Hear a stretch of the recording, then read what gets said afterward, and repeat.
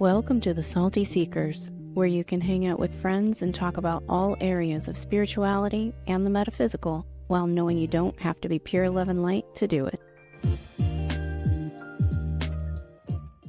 Hello and welcome back to the Salty Seekers. My name is Jay and I'm here with Veronica today. How are you doing, V? I'm good. For a full disclaimer, you might hear my bull mastiff running around upstairs. And another disclaimer, V has the giggles. And they are uncontrollable at the moment. Oh my God, I'm trying so hard. We've had to restart this a few times. So no, she hasn't been crying. No.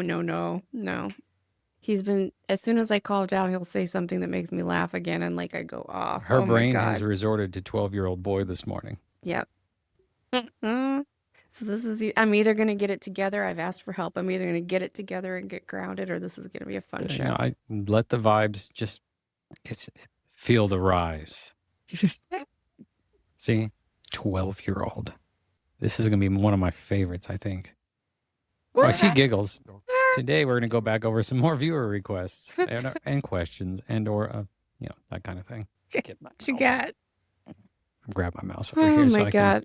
I have zero idea what's coming at me. That's what she said. This is what this episode is going to be, just so you know. I'm so sorry, you guys. This episode is brought to you by a Tylenol Enhanced American. Oh my God.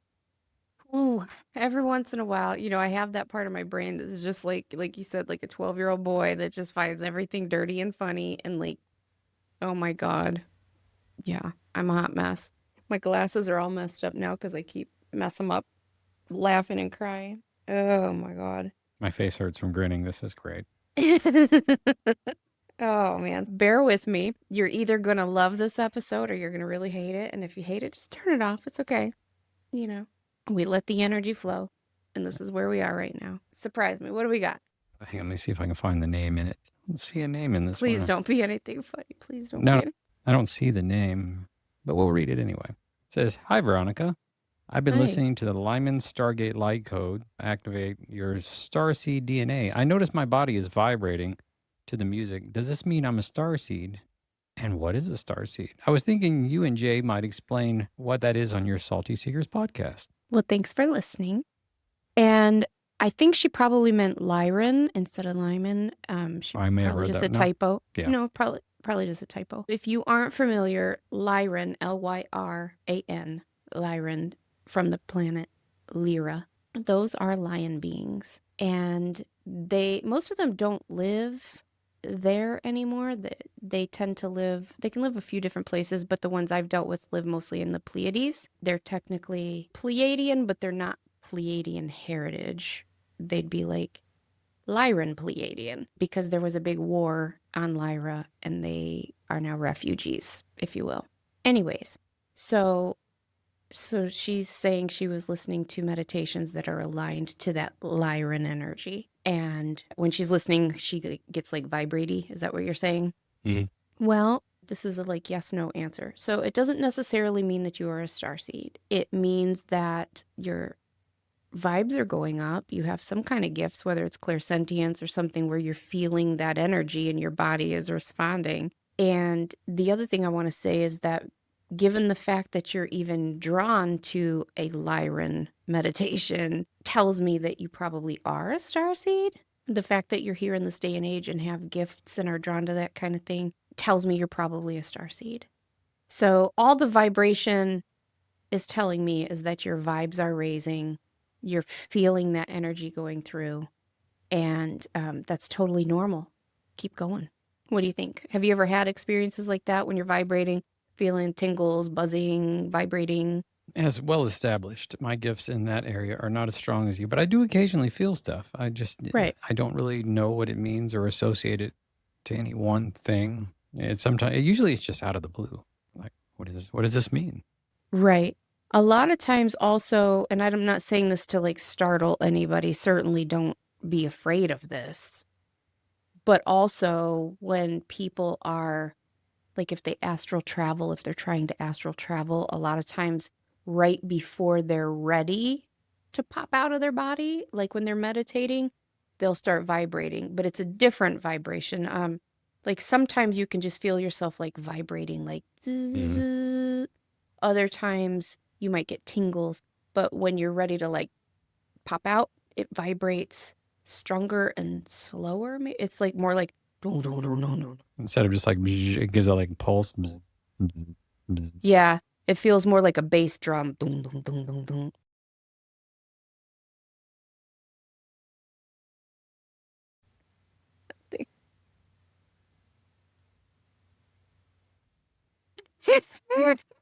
Child. Sorry. I've tried so hard to be like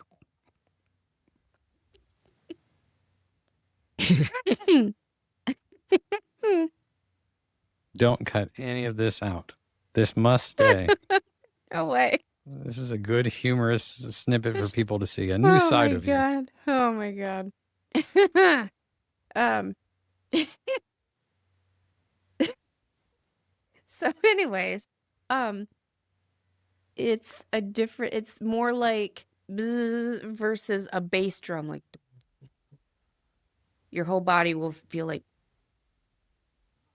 and it's deeper, slower, stronger vibration that has a beat to it. And I always get scared at that point and go, nope, don't want that. And so I'll try to like wake myself up because I don't want, historically speaking, I don't want to pop out of my body. So I've never gone all the way through with that, but I've definitely gotten to that point where I do feel that. I don't have that experience. I would love to have that experience. You haven't ever? Not that I can remember. Sometimes when I'm like falling asleep, I'm like half asleep, half awake. Or if I wake up in the middle of the night and I'm half asleep, like the veil is thin, I can feel that. I wake up and my body's just like. I mean, every now and again, but it's not like we've talked about it. My experiences tend to be more auditory and visual than, the feeling. Interesting. So anyways, I hope that answered your question. If you have further questions, feel free to let me know. Drop us a comment. It comes from, Lana Del Martinez. Says, the Wholeness Shift. Hey again. Thank you so much for replying. But I also was thinking maybe the general concept of God and the afterlife and spirituality. Also, maybe how long could you stay in the afterlife before reincarnating? And if it looks different for different people, maybe. I hope this helps. It's a question about the afterlife. How does it look? Different concepts of God. So that's a big question. To try to simplify it down for you, God is whatever you think God is. God is all things. And I'm using the term God because that's what I'm used to. You can choose the divine, Yahweh, whatever you want to call the creator force, whatever. I done laughed myself into an asthma attack. I'm like, Go get do you have a rescue inhaler? Go grab it real quick. I do, but it'll just make me feel bad. I'd rather. I will if I need to. So anyways, God is all things. For example, if you are a Christian and you believe when you get to heaven that Jesus is going to meet you, he will. If you're an atheist and you believe that when you die, nothing is going to be there, that's what will happen for you, at least for a time, until you start to remember the truth of your eternal reality, and then some things will start to appear. But at least initially, you're just going to have a blank, nothing existence. If you believe that, like I believe Spomy's going to be there, my family's going to be there, Jesus will probably be there, they will. God is whatever you want it to be.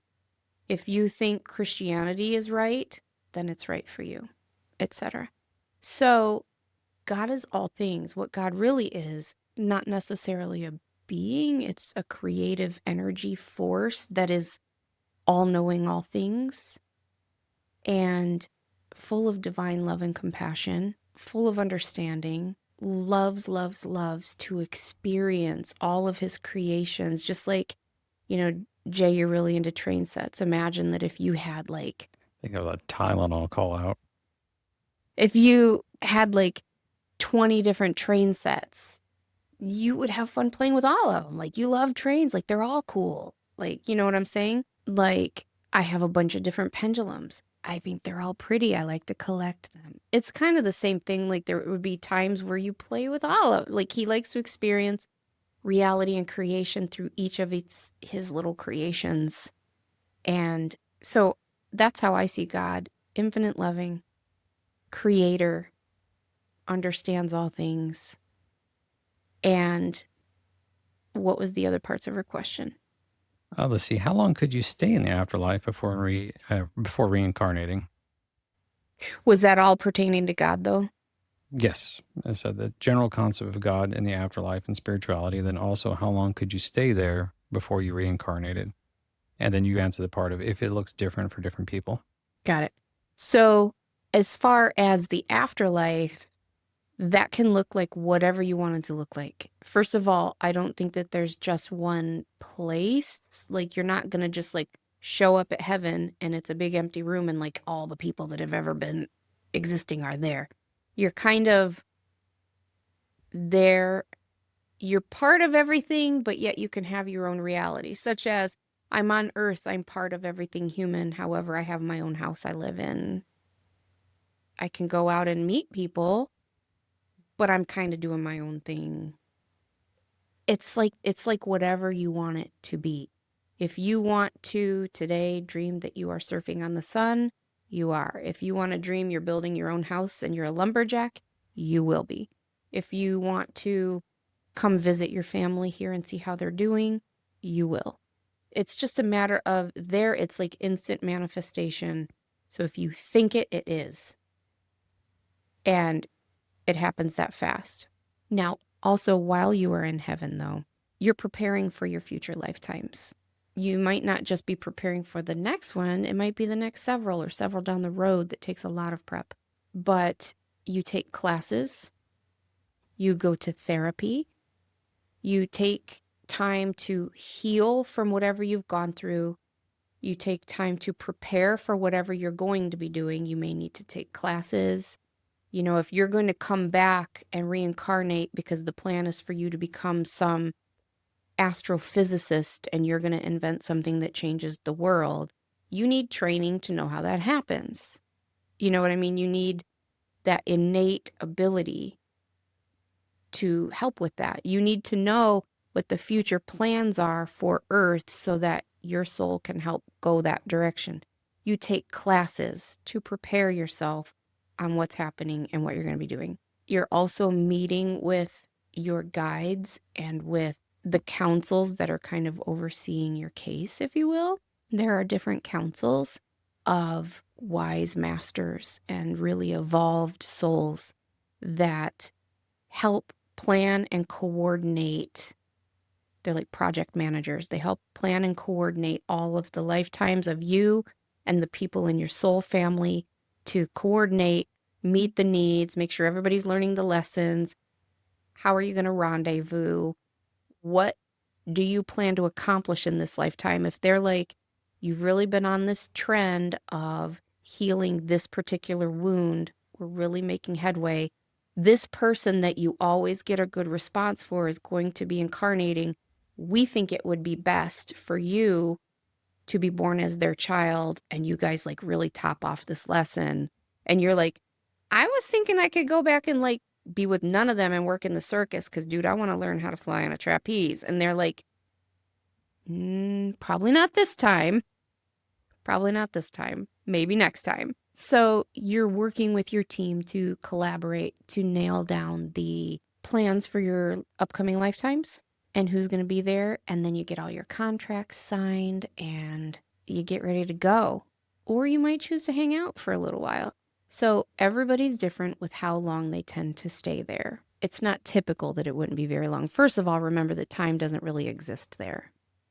But in what we would think, you know, like you can either be there quick and come back on a timeline that's very short, very soon from when you last departed on this earth, so that they kind of butt up against each other time-wise, or you might not come back for 1,000 years in earth years, timeline-wise. Up there, it's really a moot point because time doesn't exist. But you might decide to have a little string of like super quick lifetimes. Experiencing grief is a huge lesson we have to go through.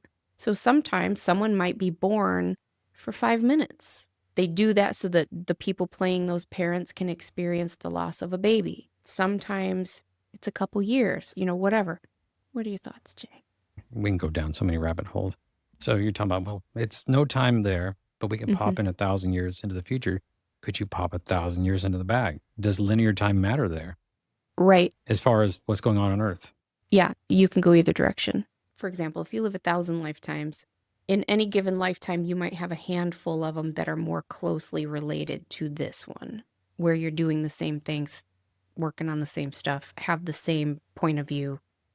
And then there could be a group of lifetimes that are like super chaotic, super dysfunctional. They're all kind of working in the same energies and they inform each other. But to your question, they don't always have to move forward chronologically on a timeline. You could decide to come live another lifetime, but it happened 2,000 years ago. So yeah, because time is only Earth bound. Time is only here. It's a human concept. I mean, other places have time, but it works totally different. The way we think of linear time only happens here. Quite neat. But they can pop in and out at any point that they want. Yeah, it's just like opening a phone book and like picking a business name. You know, like we're just going to open randomly and point. Like the whole book exists at the same time. You choose where in the book you want to go. I want to go to the fun parts. Right. All right. What else do we have? All right, let me pull up the next one. Hopefully I'll say this right. It's S. Malario 828. Okay. They asked a question and then they really broke the question down in a second response to it. So the initial question is, hey, can you please make a video about demons, ghosts, spirits? What really are they? Why are they still on Earth? And could there really be, quote, evil spirits? And then a reply the next day, they really broke it down. So one, are demons regular spirits like us? Do demons reincarnate? Where do demons live? Do spirits become corrupt or evil? Is this by choice? Why do some spirits stay here on Earth? Are they lost? Why do spirits haunt/possess? Are there different kinds of spirits? And do animals have their own spirits? Dang. We could have done a whole episode. That's a lot of questions. Okay, so I'm guaranteed to forget most of that. So we're just going to have to pick it apart and go step by Oh, no, step. I have Okay. it. I'll keep reading it. Okay, so ghosts, what people think of ghosts, there's usually more than one answer to that. Ghosts, it's a disembodied soul. It's a soul that is passed on. They're no longer in a body. So they can either be just innocent and coming back to visit you. They could be traumatized or sad or grieving or holding on to something, so they choose not to pass over into the light and they stay more earthbound. Or it could be neither of those things, and it can just be residual energy from something that used to be there. Kind of like, I've seen TVs where a magnet, or a computer screen where a magnet got too close and it left like a little white spot on the screen that just never goes away. You know what I'm talking about? Or like you push on it too hard Oh, and no, yeah, I've got residual haunt stories, but that's a different episode. right. That'll be more for Halloween. So it leaves the mark there, even though there's nothing currently there. It's just residual from what used to be there. Mhm. Same thing with some of these hauntings or spirits that you see. If you move into a really old house, or if you move onto a piece of land where a lot of trauma happened, maybe like some Civil War battles were fought there or something, there's a lot of energy left on that property. And so there may be nothing there currently, but you might access energy or like tapes that are replaying of things that used to be there. So that's ghosts. Most of the time, they're just souls that are passing through or that are coming back to visit and say hi. They're nothing to be afraid of. They're just here. Now, demons are demons. I mean, demons are either organically created, like meaning that like God created it, allowed their creation. They are just negative energies or entities. They're not people who turned into demons. They're just demons. They live in the lower astral, which is the fourth dimension, but they live in the very bottom of it. It's what we would consider hell. It's a dark, ugly place. Sends out dark, ugly things. We tend to make it a little bit lighter and just call them tricksters. But I really do believe that there's different levels. Like a trickster is just more like an annoying dark thing that just wants to mess with you. There are also demons who are very malevolent, and they're out to do some damage, if you will.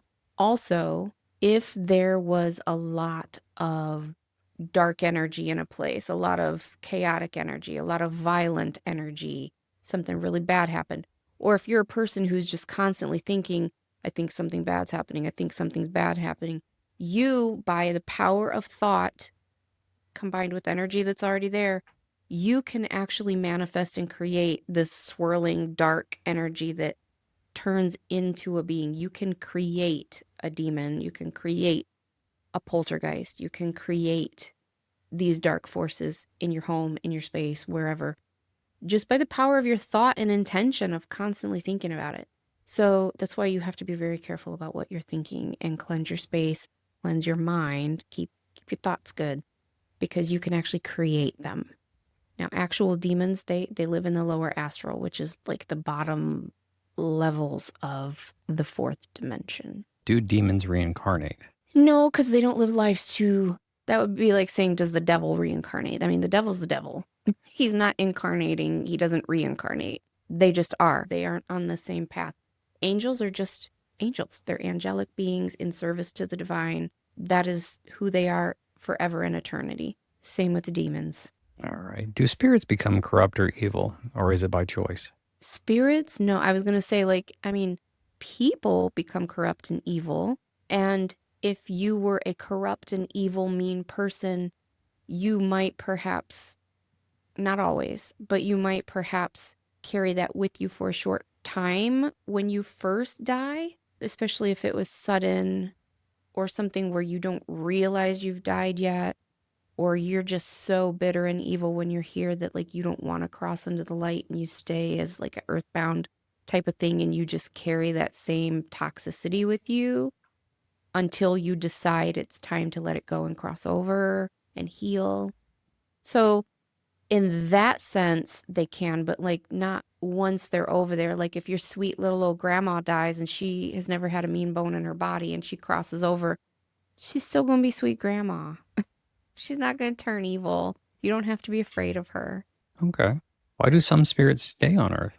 Well, if they are really attached to someone, if they were super in love, if they had a child that they left that they're I'm not crossing over and risking, and I'm not saying this is a true risk, but this might be something they're telling themselves.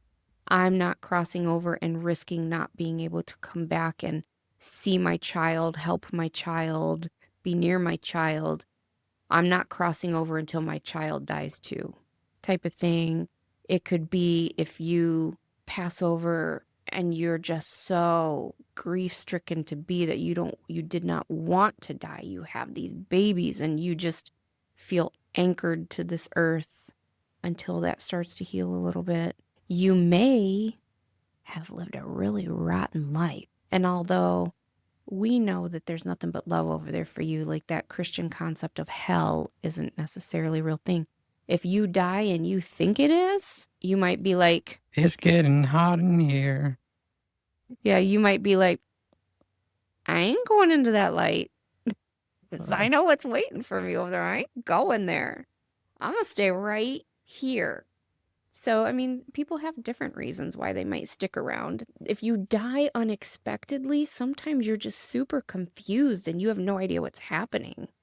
Eventually, your guides come to help you and everything, but they usually let you figure it out a little bit, is my understanding. That bums me out. That really bums me out. Why? Because, some people will be afraid of that. And so they're not going to go because by the power of their own creation, they're going to see hell. But some people that I want to see hell, I know that's effed up of me, are those really arrogant Christians that will tell you you're going to hell, but they live rotten. But by the power of their creation, yeah, I'm straight going to heaven. I have seen near-death experiences I watch a lot of those on YouTube, at least I used to. I see people who have experienced hell, and when I asked Spomi about it, he said that they respect whatever your belief is. And so if you lived a life that you believe would earn you a place in hell, typically they allow you to experience that at least for a little while until you decide please help me. There has to be more. Like, where's the light? Like you start to remember, wait, this isn't right. Like, this isn't who I really am. And then the light tends to appear and rescues you. But if you really believe that that's your reality, you'll experience a version of hell. Yeah, with some of them though, they live a real snotty life, but they firmly believe I'm going. Yeah. And you're lesser than Right. that crowd. Yeah, and one time I asked Spomi, I'm like, so when they actually get there, they'll realize that they were wrong the whole time, huh? And he goes, why do you want them to do that? And I'm like, well, because that's the truth, and because I want them to know that, like, they weren't always right. And he's like, exactly, that's your ego. Mm-hmm. And so you don't need to worry about it. And I'm like, get the Spomi smack down. Get out of your ego. No, get into yours. Yes, Spomi. Yeah. So any of these spirits that are still here on Earth is a two-part question. Or could any of them be lost, just truly lost? Mm-hmm. You know, they're just lost. I didn't know what direction to go, or don't know. I'm lost. Yeah, like I just said, you can either be confused or something, like you don't know what happened. You don't know where you are. You're just kind of confused. And if it's a lesson that your guides feel like you need to learn or experience, or if you're not open to hearing them yet, you have the free will to wander if you want, but make no doubt that whether you're here or crossed over, your guides and angels are right there with you. They're watching all of it. But until you, as a spirit, are open and willing to hear and take direction or assistance, they probably won't be visible to you. But as soon as you are, they help you. I have a feeling as soon as I die, I'm going to hear, hey, dummy, over here. Like, what? V, is that you? That'll be that. You'll hear me laughing. All right, so the next one is, why do spirits haunt or possess? And also, if you had an exorcism and for a possession and they got it out and you couldn't pay, do you become repossessed? No, that wasn't part of it. That was just fun for me. Oh my God. Well, I think I pretty much already answered that, didn't I? Well, the possession part, I think, would be the unique one there. Why do they possess? Well, because they're jerks. Like, they want what you have. I mean, if you were a demon and your goal was to, like, wreak havoc and to scare people and to, have power and control, I mean, imagine how cool it would be to get inside of someone else's body and, like, freak everybody out, do some damage, hurt some people. I'm going to keep doing that. Imagine how cool that would be. Like, you could really have some impact. You could do a lot of damage in this world if you got in there and you were able to physically hurt some people, and you could bite people or scratch them or scare the shit out of them. Like, as a demon, that'd be pretty cool. I mean, their job is to cause destruction and chaos and confusion and fear and all those dark, lower, icky things. So, I mean, that's why they do it. If they have an open portal, it's like if you're a car thief and you see that someone left like a Porsche sitting there with the keys in the thing and the door's open and like no one's in it, you're going to get in and you're going to take the car. So if you leave yourself open and vulnerable and you're in a low vibrating state and aren't taking care of yourself energetically, or if you're drinking is a very big way to open your door to vulnerability. And I'm not saying having a drink. I'm like, if you are like knockout drunk, you're not in possession of your own faculties, you're very vulnerable to dark forces jumping in there and taking you for a little joyride. Are there different kinds of spirits? Do animals have their own spirits? That's a tricky question for me because I'm prone to say yes. Okay, here's the dilemma. I'm just going to lay it out. Okay. I don't know. The reason I say that is because I'm told yes, but they're not the same as humans, and that humans are on their own incarnation path. Animals are on their own reincarnation. They're used as a tool to bring love, to bring service, to restore faith. And humans, they're here as a helper tool, like little angels. We don't deserve dogs. They're amazing. And so they're different than humans.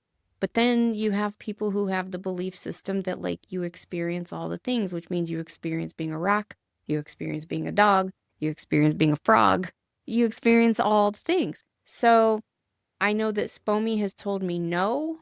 I don't know. I'm not sure. I like to believe they do. Like, I raise animals, and they all have their own personalities, and Yeah. I mean, they're neat to watch, and so I mean, I hope they do anyway. Well, what I mean is that I think that they definitely have souls. They definitely, for sure do. And they definitely reincarnate, but I don't know that it's in the same way as we do. They may reincarnate and come be your pet again, or come be someone else's pet in a different doggy body or something. But they don't necessarily reincarnate and become your grandpa or your dad, or, you know, He got that dog in him. they got that dog in them. And so, anyways, a lot of people would disagree with that. I'm just going for what Spirit has told me. And I know that there are conflicting views out there. This wasn't one of the questions, but a bonus one.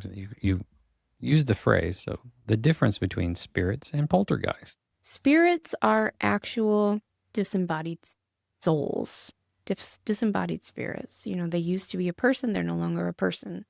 They are a soul that can be, if they choose, incarnated into a body.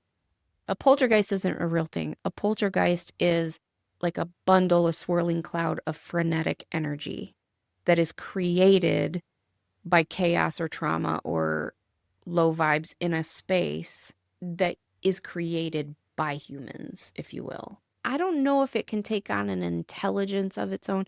I would say it does on some level, but it's not like a thinking, creative being. It's just dark energy that's moving all over and throwing dishes and slamming cabinets and shaking beds. And I think that it might have a level of intelligence in the sense that, like, if it starts to die down or dissipate at all, it gets hungry and it can like scare you and feed off your fear again. And I don't know enough about it to say all of that for certain, but that's what it is. A poltergeist is never going to incarnate as somebody. It's a created thing. I don't know. My daughter, she leaves cabinets open, drawers, throws stuff. Yeah, but she's a sweet little nugget. She's not. Poltergeist. She's a sweet little nugget. She's not a created demon. Well, I said type demon. I energy. just said poltergeist. There's stuff I flying know. around. But So, yeah, I try to use poltergeists can have demonic energy. They can have very dark demonic energy. When I take her tablet, that's. Yeah, she's like, ah. You try to apply some of like the things we're talking about. There's a place up here, an old Tyson plant that burned down, and you know everybody says it's haunted now. And so it's like, is that residual energy, spirit energy, or since they lost that many birds, is it poltergeist? Shut up. All right, I'll move on to the next question. I'll be here all day. Okay. This one's just a one-liner question. See, how to begin a spiritual life by seeking. I don't have a name on it, but thank you for your question. Really, that's all there is to it. Seek and the answers will come to you. You have to seek and then pay attention. And it would look different for every person. It'll look different for every situation. But really, the first step is just to wonder what's out there. What is there? Is there more? Is spirit real? Is reincarnation real? To any point of entry, like, just wonder, is there more? And then answers will start coming, whether it's you see a YouTube video, you see a TikTok, you find an article in a magazine, you talk to a friend who starts talking about this stuff, and you're like, oh my God, I've just wondered about that. Or this weird lady keeps popping up on your YouTube, and like, why do I keep seeing her? I've never subscribed. Who is this person? And I'm like, hi. I'll become your new bestie. Yeah, really, your guides are up there waiting for you to seek, waiting for you to get curious, and waiting for that first little permission slip where you're like, is there more? And they like jump into action and start synchronizing things. And then just follow the steps, whatever those steps look like for you, start meditating, start reading books that interest you, start watching videos that interest you. Just put one foot in front of the other. That's all. I mean, how do you eat an elephant? One bite at a time. You don't think about like the whole big picture. You just start with what is the next right thing to do. That's how you handle anything in life. That's how you clean your house. You can't think, oh my God, my whole house is such a mess. It just becomes overwhelming. You don't know where to go or where to start. What is the very next right thing I can do? I see a pair of shoes on the floor right in front of me. Let me pick them up. You know what I mean? Just you start where you are and you take one step and then you take another. I screamed first, though. All right, so on to the next question. Let's see. This one comes from Rana_CX. Hi, I have a question. Could you make a video about orbs? Ooh, I like orbs. Because I asked my guide if he wants to tell me something, and he always sends orbs. By the way, I asked Spomi if he could tell you that. I don't know if you received it about my orb question. Still, thanks for reading this, and thank you for making the videos, which spelled which is which. Which. It helped me a lot. Thank you for everything. Sorry, my typos. I'm still learning English. Hey, you're learning English and it's better than my English. Congratulations. Yeah, there you go. I speak Southern. No, I'm sorry. I didn't get your question. The truth is that typically when I think of orbs, either I'm excited I finally saw one because they don't have them very often, or I'm thinking about Jonathan because he sees them. And I'll be like, ooh, I wonder if he saw that, or I wonder what he's seeing. So if I got anything about orbs sent to me, it probably did not make me think of you. So I'm sorry. Accept my apologies. So what was it she was wanting to know about the orbs? I guess her guides keep saying orbs. I don't know. That's the honest answer. I don't know. Everybody's so different. Maybe they just know that you're clairvoyant and they want you to develop that gift. A couple tips about orbs is that typically you don't see them straight on as much as you'll see them out of the corner of your eye. Sometimes you do. Jonathan does often. But do you get that corner of the eye phenomena too, where you'll see a twinkle or an orb? Or not as much. I see movement out of the corner of my eye, like something flies by or moves. Yeah, maybe it's an orb, maybe not. But it's just I'll notice, but I can't catch it. When I do see orbs, they're almost dead on, or they're moving past me, and they'll be different colors. Sometimes they're different. Well, no, they're always different colors. Sometimes they'll have a tail, or because they've been moving fast. Or sometimes they hang there, like a comet. Yeah, sometimes they're just hanging there. Or I saw a grid of them the other day, which was just sitting there going, "Wow, that's pretty cool." But yeah, my favorite one is it was just hanging in the air, probably about yay big, blue ball, just 3 a.m, illuminating the dark. Yeah, I don't get that. I get corner of the eye. Or like if I'm watching TV, I'll see one appear up here, or a sparkle or a twinkle above the TV or something, and I'll look and I'll be like, I saw that. And so maybe they just know that clairvoyance is one of your strongest gifts and they're wanting you to develop that or something. But beyond that, I don't know the answer to that question. Why my they one would be hope telling you that. with, I don't know if you're seeing them yet. My thought or hope with it is they're getting you used to seeing something. And that's probably the most mundane thing to start seeing out of nowhere. Because we've talked about this. I imagine if I wouldn't think it's mundane. I would think it's super cool. Hey, let me finish the statement. It's okay. the most mundane thing you could see to prepare you to start seeing more. Because if they started with just a pretty color, I'm like, got it. Startled me a little bit, but that's amazing. But if they start with just a floating face, right. It could be that your gift is starting to come online, and this is how they're warming you up because they know they want to scare you. Yeah, and if you aren't seeing them yet and they keep telling you orbs, maybe they're just preparing you for that, the eventuality of when you do see these, please know that they're from us. You don't have to be afraid, type of thing, or take that as a sign that your gifts are developing. Yeah, I agree with that. But if you start seeing them, share. I love this topic. Yeah, for sure. I may not be clairsentient, but I can see orbs. I can see orbs. Let me find our next question. Ooh, it's a long one. This one comes from Wendy. Hey, Wendy. Your doggy is active today. He's a good boy. He's a bull mastiff. He's a good boy. I'm sure he's a good boy, but I don't normally hear him at all. He wants belly rubs. And he is active today. I think Emma, my daughter, is probably in there messing with him.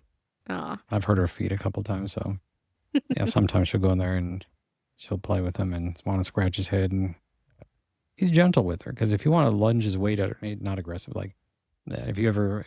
Big dogs play different than little dogs. Big dogs throw their body weight on you.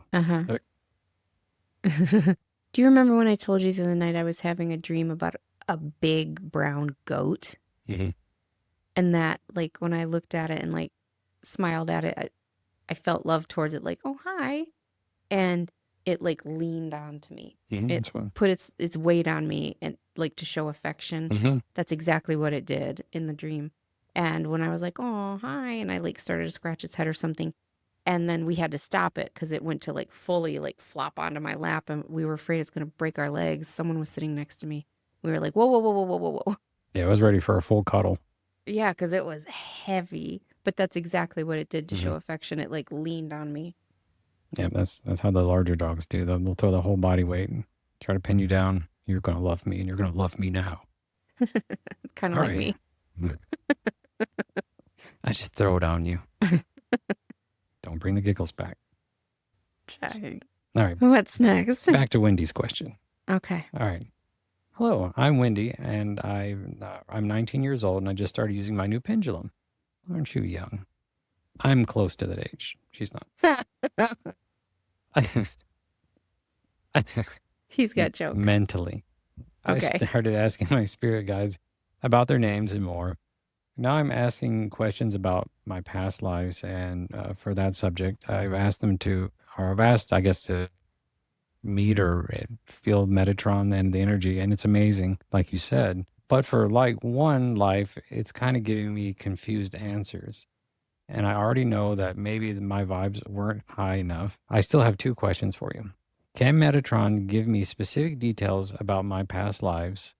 My energy, parentheses vibes, have to be high for more detail and answers, because I was feeling good and happy in the moment when I was asking about it, but it still is giving me confused answers, because one time said that the name was right, and then the other time said the name, I guess, wasn't right. Maybe it was a trickster, and now I'm starting to think about it, but I don't think so. I'll wait for your answers, and thank you so much, Wendy. Wendy. It doesn't sound like your vibes are high enough, boo boo. Metatron is very cool. And yes, technically, he can give you answers about your past lives. I mean, he is in charge of the Akashic Records, which, if you don't know, that is the library on the other side where the records of all that has been and all that will be are kept. So he has access to all of that information. So technically, the answer to that is yes. The other part of that answer is if you're ready for that information, if it's in your best interest to have it, if your guides say it's okay. So you won't necessarily get that information simply because you ask for it. The other thing is that even if he's there and you can feel his energy or something, if you're not getting accurate answers through your pendulum, that means that you're probably connected to a trickster. There can be two people in the room. There can be two people on the phone. You know what I mean? So like, even if he's there, you can still have a trickster jump in there and like take over and be spelling the pendulum. With that being said, that doesn't necessarily mean that's the case. If your vibes are super low, not even super low, if your vibes are low, they're not high enough to make a good, solid, consistent connection. Metatron or anything high vibrating, your guides, whoever, they can be sending you the answers, but it doesn't mean you're receiving them well. It's like if you're on the phone with someone and they're going through a tunnel or they're in a place with bad signal. They're talking clearly and they're giving you answers, but you might only hear every third word or something else comes through all scrambled and, staticky. They might be sending it, you're not receiving it. On one of my videos, I talked about how I kept getting the answer pink Snoopy. And I'm like, what pink Snoopy? There's no pink Snoopy here. And later, when I went back at a different time and I asked again, they're like, pink slippers. And I'm like, oh, So you that can't makes sense. spell. Well, it was because I was tired. My Mm. energy was depleted. I had worked all day and I had no business being on that pendulum. And they kept trying to tell me, but it was coming through as pink Snoopy. And it was incorrect, but it was because I didn't have any business being on there. So I hope that this helps. Keep meditating, keep doing different things to raise your vibes, keep plugging away at the shadow work, trying to purify all those different levels of your being to help you to be a clear channel for when that information comes through. Okay, so the next question comes from slayme_yes. Yes, queen. All right, hi guys. So I don't Hi. know what the likelihood of this happening, but especially since pendulums can be kind of tricky. But I was wondering if you guys could do a ask your spirit guide or ask Spomi type thing in the future. Yeah, I think it would be really cool. Love you guys. Love the pod. It would be cool. I have to think about that logistically. It's not always feasible. I mean, we could certainly do questions you send in and I'll try to get you some answers, but it might not happen live on the air because, as I've talked about many times, Spomi tends to be a man of few words.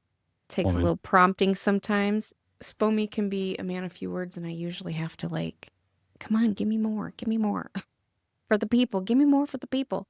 And so it takes a little bit of time to get those answers. So, anyways, if you have Ask Spomi questions, send them in. I'll see what I can do. And just so you know, a lot of people have requested that. You are not alone. I've gotten multiple requests to bring the Ask Spomi series back.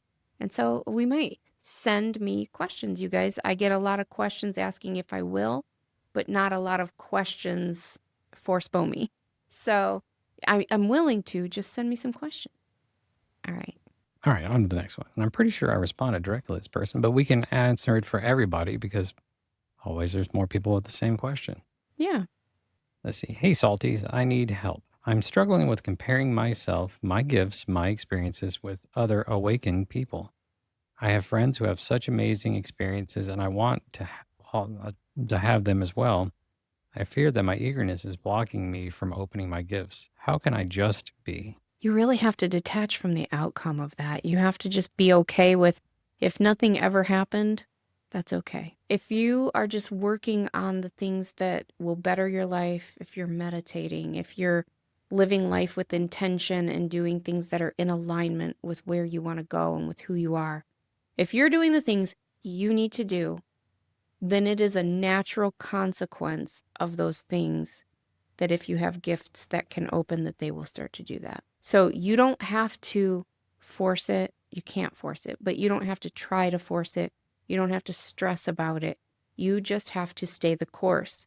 And when the time is right and they are supposed to open and you've reached the point where it's most beneficial for them to open. And let me say this, I stress meditation a lot, and that is a major key component. I will never go back on that. But that's not the only thing you have to do. You can only get so far without doing more. More would be the shadow work. If you have major traumas or major things that are blocking your various chakras and stuff, like you have to take care of that stuff. You have to take responsibility for becoming a healed and clean vessel before things really start popping off and opening up. Work on those things. And if you are, it's going to happen. Same goes for the people in your life. If they want to open them up, they have to do the things they got to do. So really, you just have to release the outcome, release expectations. Expectations are the, what is the quote? Expectations are the They're the cause. devil. Oh, sorry. They're the cause of all disappointment or They all are. hurt feelings, They really are. essentially. Release the expectations. What will be, will be. What's meant for you won't miss you. Not if you're doing the work. And just trust that it's going to unfold the way it's supposed to unfold. But on top of that, I bet your experiences are amazing. We often look at other people's experiences. I look at hers all the time, and I'm like, I want that. But I bet if you came on here and told us what you were experiencing, both of us would be like, we'd be like, oh, that's so cool. That is so awesome. Yeah, so, yeah. Don't undersell yourself and just, just keep doing you. I think it's amazing. I think it'd be great. Learn how to work with the gifts that you have. And what I mean is a lot of people don't think that they have a whole lot going on, but like they really do. Like I have a great personality, but that's where it stops. And so learn how, if you have clear audience, for example, learn how to hear your guides and in what way you hear them. If you have clairvoyance, like my clairvoyance shows up totally different than Jonathan's most of the time. He sees externally the orbs and the things. I don't typically. I see internally. I'll get like visions in my mind. They look like little memory tapes playing in my mind or images that pop in. Clairaudiently, I don't hear externally very often. I hear internally. I'll get songs that play. I'll get a voice that comes to me. I'll just get information that pops in. Everybody's gift looks different. You just have to learn how to recognize your gift. Because I used to think I didn't have anything. I used to think I wasn't clairvoyant or clairaudient because I wasn't getting the information out here. Then I learned that most people don't. And I had dreams, Spomi gave me dreams where he was helping me to recognize my gifts. And then I woke up and I was like, oh, I have that. Like I was shown in my dream, I do that. And so then I started recognizing when he was talking to me and I'd get information or I was getting these psychic hits or these downloads, and I could start working with them better then because I learned to recognize the way my body manifested those gifts. So be patient and just get to learn yours and stop trying to keep up with the spiritual Joneses, if you will. Just be comfortable where you are in your skin and trust that it's going to be exactly how it's supposed to be for you. And don't beat yourself up on it. We all see something and we love it. It's a human experience. It's a human experience. Mm. You're going to learn that like it's all in you the whole time. Your intuition is right there. Your gifts are right there. It's all inside of you. It's not external. It's all internal. Just trust the process. Celebrate yourself. Ask your guides for help, recognizing it and developing it. I would love for you to respond and tell me some of your stories. I'm telling you, I bet I'd be amazed. Yeah, I agree. That'd be that little boost you need. It's like, wait a minute, I got something awesome going on. That goes for anybody. I would love to hear stories. Yeah. Same. Tell us your cool stories. Tell us what's the coolest thing you've ever had happen with your gifts, that kind of thing. We'd love to hear this kind of stuff, right? What else we got, Jay? That's the last. Well, we had the other question was a book recommendation. I have to go find my old book. I read that particular book. It may have been one of the first ones I read. Are they just asking for a book recommendation? Oh, the person asking if we would read it. Okay. We read it and go over it like we did with the I Am Raw. I have started listening to it this morning. It's down here somewhere with me. I got to go get it to get back out. I think the book would have been better. I asked for audiobooks, and this is one, but it's very old recording, like sounds like from the 60s or 70s, and it's just far out, man. Hard to listen to, but I'm going to. All right, well, you guys, thank you so much for sending in your questions. Mm-hmm. And if anyone else has more questions, stories, send them in. Send some stories. Yeah, stories and questions. Sometimes we can just read off stories. Mm-hmm. We are pretty packed for the rest of season 2, but we would certainly add them to the list and get to them in season 3. Oh, here's a good one. Right after New Year's. We have to film this later, but it's going to be our Halloween one where we're just going to talk about ghost stories. And I'll run out of them, so share. I don't have any, so. She does. She just want to talk about them. I honestly don't know that I do. I'll save it for then. Mine's more clairsentient based. Yeah, but it is clairsentient based. Like my whole life, my horror stories are, I can feel something dark here. I can feel something creepy. But I have no stories of like, I've seen something creepy. I had doors shut, open, cabinets slammed. None of that. It's just, I was there and oh, that felt dark. That felt creepy. I was really scared. But it's all clairsentient. I have no stories for you as far as like things that happened. I only have one real good clairsentient story of that nature. We'll cover that later, but that makes me wonder, because how much more in tune you are versus me is like, how epic was that I was feeling it that way. And then I wonder, damn, how would she have handled that? Yeah, I don't want to think about it. I don't want to think about it. Immense amounts of despair, depression, and grief. It was just overwhelming from this one particular place I had arrived, and I'm looking around like, what's going on here? So I don't feel like that. I don't normally pick that kind of thing up. Right. So if you guys have any ghosty stories, creepy stories, where your gifts have really popped off, or where maybe you had a haunting in your house, you all know that like this isn't my favorite topic, but in honor of Halloween, we are going to do some filming. So within the next week or so, get them to us. Get us the information in the next week or so, and we will cover your story on our episode. All right, y'all. Thanks for hanging out, and thanks for your questions. If you have any more, get them to us. We love you, and you're all amazing. Remember that. Bye, guys.